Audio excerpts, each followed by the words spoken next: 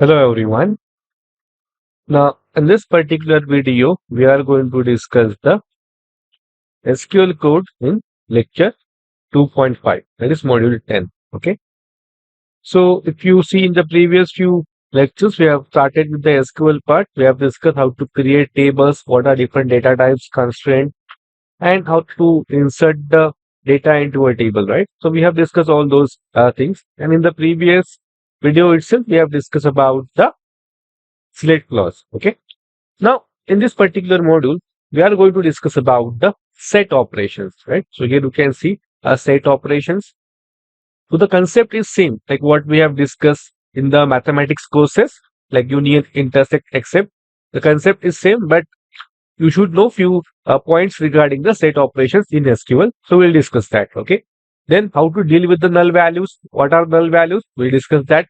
And then we have aggregate functions. So these are the aggregate functions in SQL and how we can use that along with the group by clause, having clause, and how to deal with the null value again in the case of aggregate functions. So we will discuss about these particular things in this particular video. Okay. Now first set operations. So here you can see few questions. So we know that how to get a data from a table after applying some condition, right? So if you observe here, if I want to find out the courses that ran in fall 2009 or in spring 2010, right? So how to write SQL query for this one? How we can use union here? So first I'm going to find out all the course ID from section where semester equals to fall and year equals to 2009. And then I'm going to find out the course ID from this particular section table where semester equals to spring and year equals to 2010. Okay. Now both the queries will give me what course ID for this particular condition. Now if I perform the union operation, what I'm going to get? I'm going to get the course IDs of those courses which ran in fall 2009 or in spring 2010. Okay. Now, if you observe here in the case of union, intersect, and except, all these set operators must be union compatible. Okay. So whenever we are using the set operation, it must be union compatible. What do you understand by this union compatible? So we observe here in the case of first query and the second query.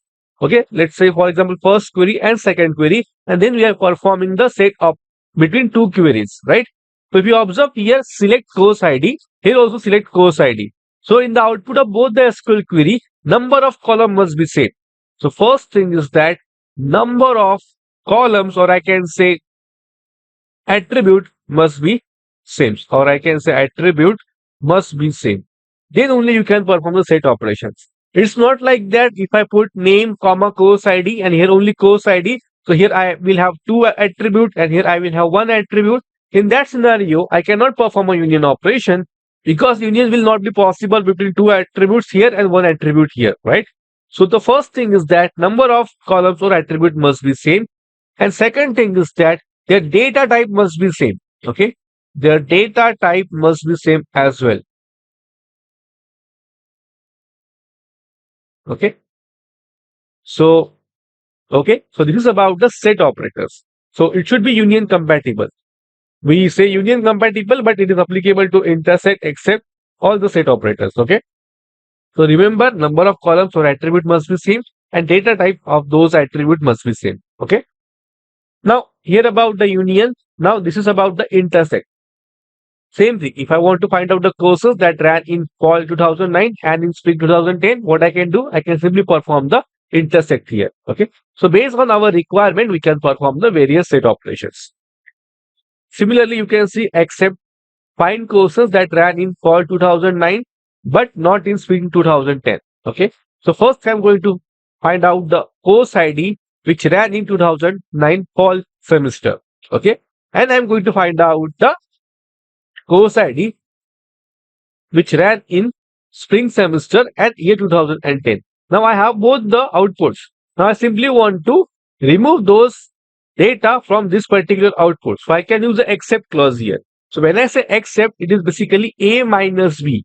So if you observe here, let's say this is for example A and this query for example B. The output of this particular query is A. The output of this particular query is B. When I say A except B, that is basically A minus B. Similarly, here as well, we are performing A union B. Here also we are performing A intersect B. But remember, as in the case of set operations, A union B or B union A is same. Here also A intersect B or B intersect A is same. But in the case of except, A minus B and B minus A both are different. Okay, these are not equal here. So remember this point in the case of except a clause. Okay, if I want to subtract some output from this particular set, in that case I can use A minus B. Okay, so please keep a note of this particular thing. Okay, now here find the salaries of all instructors that are less than the largest salary. So this query will give me what? We are finding out the salary from the instructor table in such a way that the salary is less than the largest salary. Okay. Now what this query will do? Find all the salaries of all instructors. So simply select listing salary from instructor, right? Now the output of this particular will have all the instructor's salary. The output of this particular query will have less than the largest salary. Now, if I subtract this, let's say this is A, this is B. So second query is A, this is B. So if I subtract the less than largest salary from all the salaries, what I'm going to get? I'm going to get the largest salary of all instructors, okay, among all the instructors. So this is what we are going to get.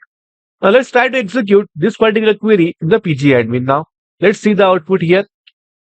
Okay, great. So here you can see we are finding out the salary for all the instructors that are less than largest salary. So if I simply execute this, you can see I have 49 such salaries because in total we have 50 salaries and only one is missing, that is the largest salary. Okay. And if you observe, if I execute this one, I will get the salary of all the 50 instructors. So here you can see 50 instructors. But I want the largest one. So what I'm going to do, this first query except the second query. So once I get the data from the instructor table where I'm collecting a salary from all the instructors, then I'm subtracting all the salaries which are less than the largest one. So what I'm going to get? I'm going to get the largest salary here. Okay, so here you can see the largest salary. So this is basically one of the use case for except. Okay, so I will suggest you to solve 30 questions that we have provided for the practice. You can just refer to a PostgreSQL resources unit. In that, we have provided 30 questions for practice. So you can find out few questions based on set operations there. Okay. So please try to do that. So this is about the set operators.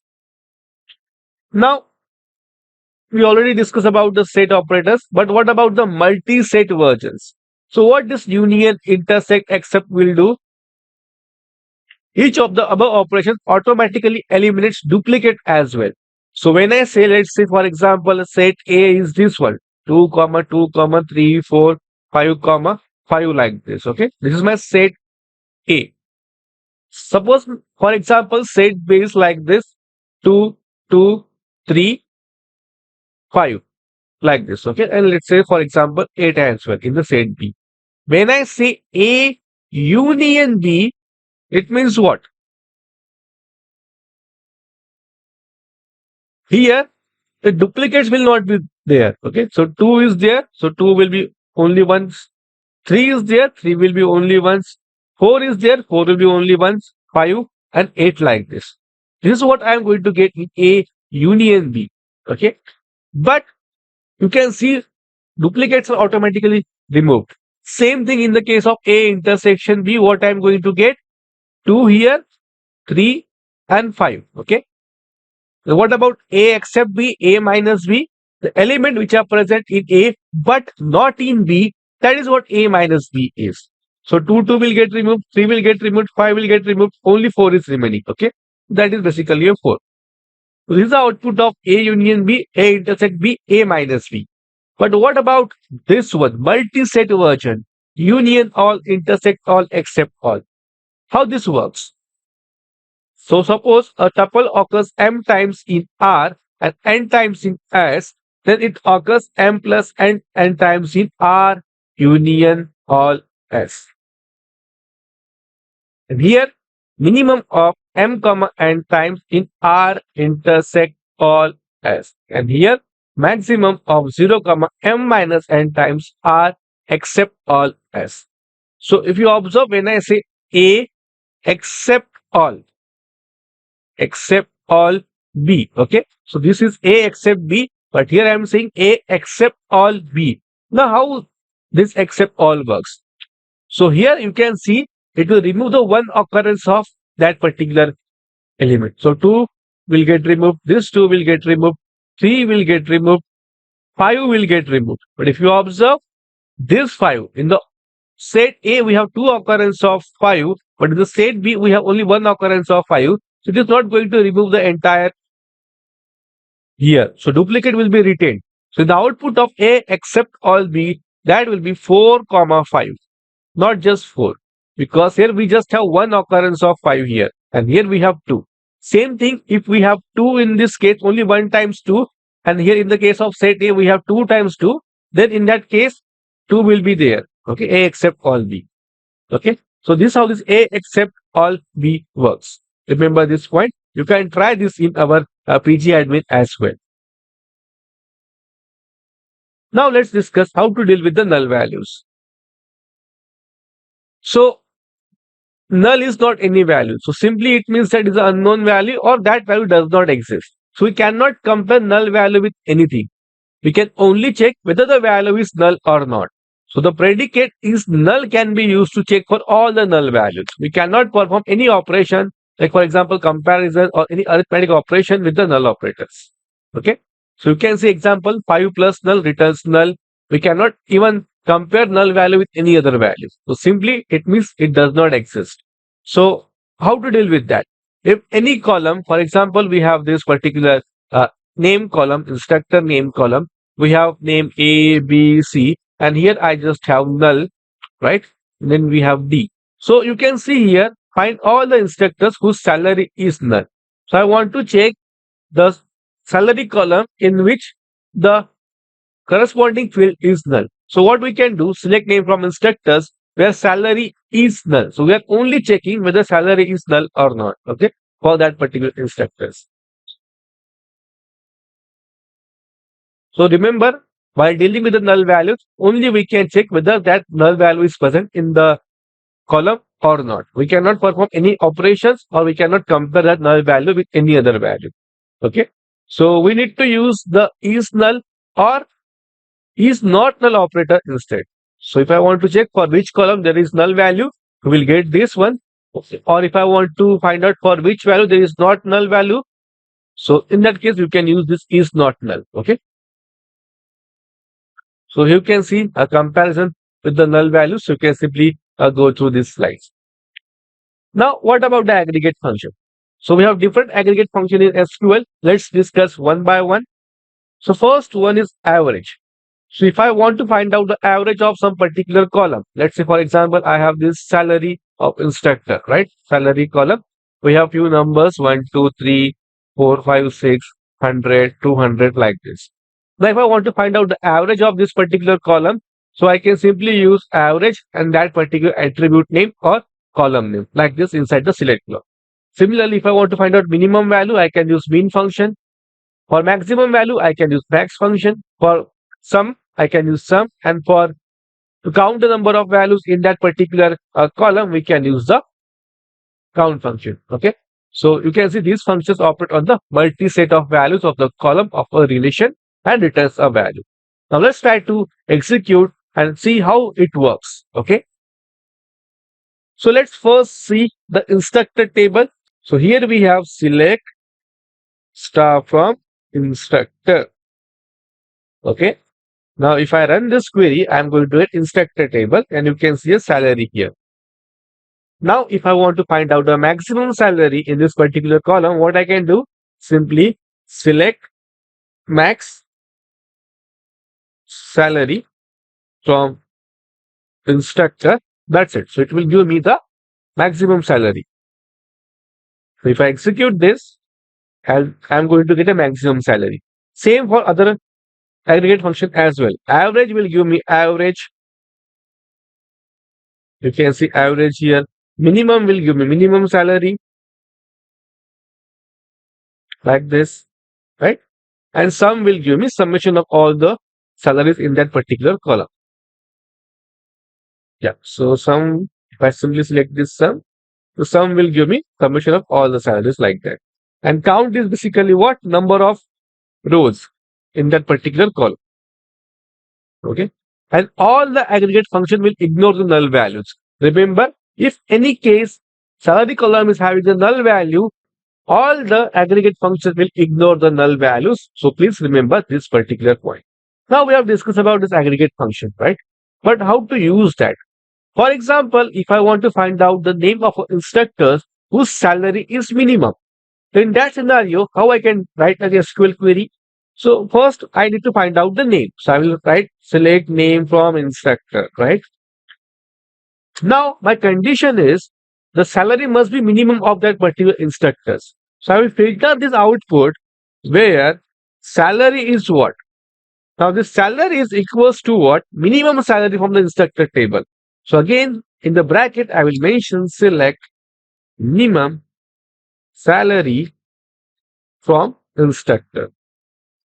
Right? So if I execute this one, so I'm going to get the name of that particular instructor whose salary is minimum. So this subquery is what it is doing. First finding out the minimum salary from the instructor table, and then we are trying to match with this salary. So then we will get the name of the instructors having this salary, that is basically minimum salary. Same we can do with maximum, average, all these things, right? So you can try out all the aggregate functions. Okay, so this is just the one use case of the aggregate function here.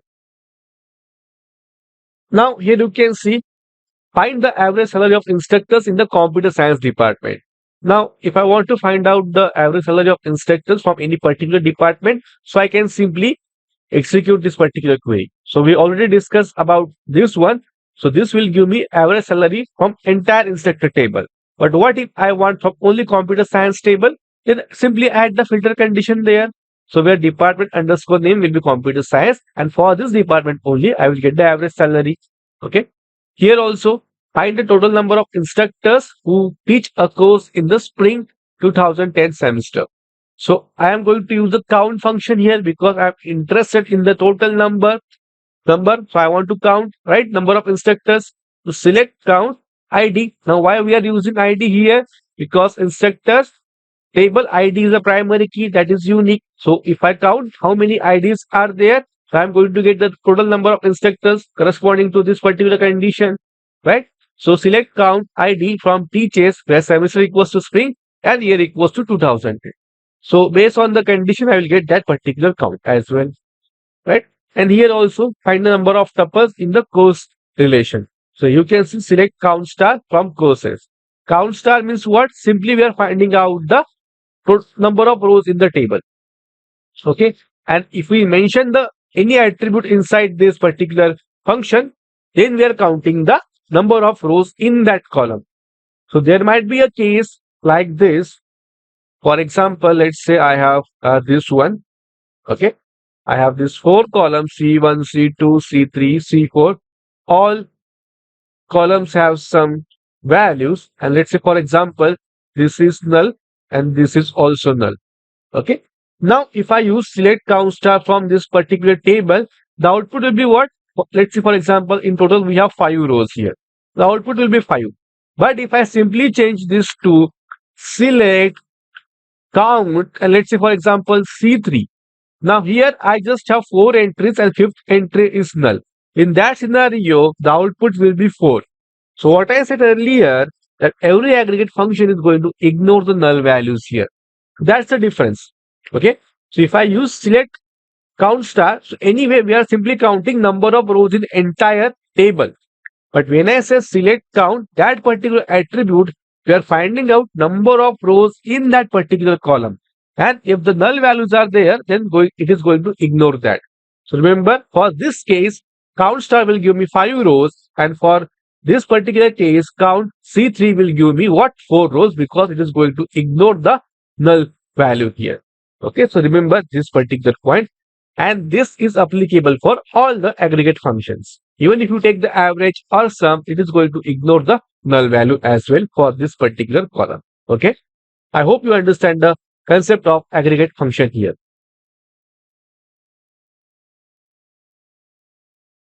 Now let's try to discuss about the group by clause. So you can see here, as of now, we have discussed only select aggregate function. There are some attribute is there and from particular table name. That's it. But what if along with the aggregate function, I want some other attribute as well? So here you can see find the average salary of instructors in each department. So whenever you see this type of keyword, each department, right? Each course like this. So what we have to do? And along with that, we have some aggregate function or any function deals with the numerical value. And if you see such type of condition, always think about the group by clause in that case. So what we are going to do here? To select department name average salary as average salary from instructors group by department. So when we are using a group by here, how this works? If you observe this department underscore name for this particular column. So biology, so we are going to group by the unique department name here. So biology, I am going to group for entire biology here. So only one is there. So salary is 72,000. Average will be same. For computer science, here you can see I have three entries for computer science. So I'm going to group into one entry and I'm going to find out the average salary for this computer science department. So average of these three rows. Similarly for other department as well. So you can see output of this particular query here, department name along with the average salary here. Okay. So for unique department underscore name, we are going to group that and we are going to do a corresponding aggregate function here. Okay. So in this case, it is average. So that's why we are taking average. If it is sum, then we are going to take sum. If it is minimum, then we are going to take the minimum value out of these three. Okay. So remember this important point regarding the aggregate function here. And here you can see attribute in select clause outside of aggregate function must appear in group by clause. So if you observe here, you can see department underscore name, ID, average salary from instructors group by department. So if you observe here, I have average salary that is basically a aggregate function. Now, if you specify any attribute along with the aggregate function inside the select clause, those attribute must present in the group by clause. So in the first case, if you observe, I just have department underscore name along with the aggregate function. So that particular name is present inside the group by clause. But if you observe here, I have ID as well, right? Now this ID is not present inside the group by clause. So that's why it is going to throw an error. Okay. So this is what erroneous query here. So whatever the attribute is present along with the aggregate function, those attributes must be a part of group by clause. Remember that. Otherwise, it will throw an error. Okay. We'll see how it executes. Now here you can see, first we discuss about aggregate function, then how this group by works. Now once we group by the particular column, let's say for example, read this statement here, find the names and average salary of all departments whose average salary is greater than 42,000. Now we are applying a condition on average salary here, not on salary. So whenever we want to apply some condition on any aggregate function base, for that scenario, we will go for a having clause because I cannot use where clause here. So where average salary, this will not work. This will throw an error because we cannot use aggregate function inside the where clause. Okay, we can use this only in the case of having clause, aggregate function. Average salary greater than this one, some salary greater than this one, maximum salary greater than this one, anything. Okay, but we have to use that in the having clause here. So predicates in the having clause are applied after the formation of groups, whereas the predicate where clause are applied before forming the groups. So if I want to use where clause here, so that will be before the group by statement. Okay, so select from where group by having like this. Okay, so this about the aggregate and having clause.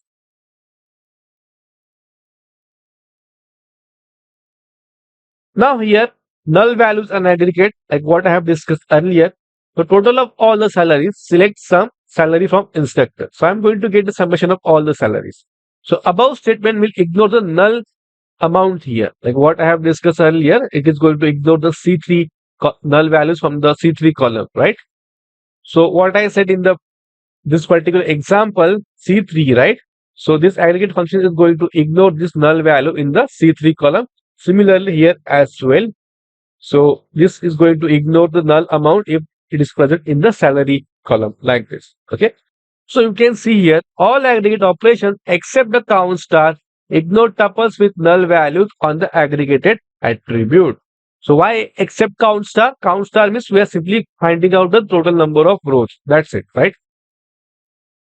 Now what if collection has only null values? Count returns zeros, all other aggregates return null value. Okay, remember this important point. So this is how we deal with the null values. We can only check whether it is null or not null, and aggregate functions, it will ignore the null values. Now let's quickly try to execute this particular SQL queries in pgadmin. Okay, so here you can see find all the instructors whose salary is null. So if I execute this, let's see, do we have any instructors? We don't have any instructor whose salary is null. That's why we are not getting the output here. Okay, so you can try one thing, try to insert one new row inside the instructor table such that salary is null, and then try to execute this query. Okay, find the average salary of instructors in computer science department.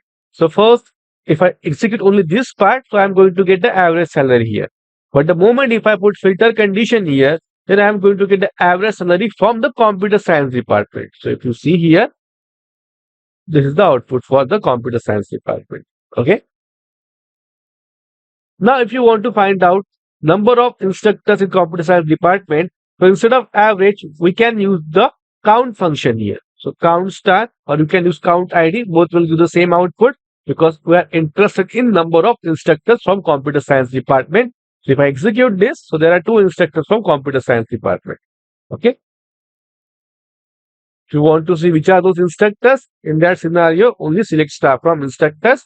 So you are going to get all the information about those instructors like this. Okay. Now here you can see find total number of instructors who teaches a course in the spring 2010 semester. So same thing as what we have discussed. So we are applying a count function here, then distinct ID, or you can simply use count star also, doesn't matter because anyway ID is unique there, right? So from teaches, where semester equals to this one and year is this one. So if I execute this, so there are five number of instructors who teach the spring semester and in that year 2010. Okay. So this is how I can use the aggregate function count here. Okay. So simple. So find the number of tuples in the course relation. So simply run this query, select count star from that particular table name course. That's it. We have 200 courses like this in that particular table. Okay.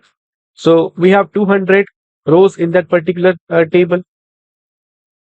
Now let's discuss about the group by clause here. So if you observe here, find the average salary of instructors in each department. So whenever you see this keyword, always try to think about the group by clause. So if I simply execute this one, you can see here department name and average salary. So this is how we got for finance, marketing, for every department, we got the average salary like this. Okay. So same example, if I want to count how many instructors are there in each department, so instead of average salary, I can simply use count ID. I will get the number of instructors in that department. So you can see in accounting, I have 4 instructors. In English, I have 4 instructors like this, right? You can see here. If you observe computer science, we have 2 instructors. This is what we got earlier, right? If you want department-wise count, you can get it from group by clause. So in each department, in each course, whenever you see this each keyword, always try to think about the group by clause. Okay. Now next one is what? Find the names and average salary of all departments whose average salary is greater than 42,000. Now I want to apply a condition on average salary. Remember, I want to apply condition on average salary, not just the salary. Okay. So in that scenario, I need to use having clause. But for that, we need to use group by those by department name, and then we can apply the condition. So if I execute this one, you can see the output here, right? What if instead of having, if I use where clause here, so where average salary greater than 42,000. So if I simply select this and execute, you can see I'm going to get an error that aggregate functions are not allowed in where clause. Okay, very, very important point. Also, if I simply skip this group by clause and if I try to execute this much only, and if you observe here, along with aggregate function, we have department underscore name. So what will happen? So you can see here, department name must appear in the group by clause or use in aggregate function otherwise. Okay. So we can use aggregate function here or it must appear in the group by clause. Otherwise that query will throw an error. Okay. And remember this is having clause is always written after group by clause. I cannot write this having clause before group by clause like this. Okay. So this is about the module 2.5. So we have discussed set operations. We have discussed null values. We have discussed aggregate functions, group by, and having clause. Okay. So that's it from the lecture 2.5. Thank you.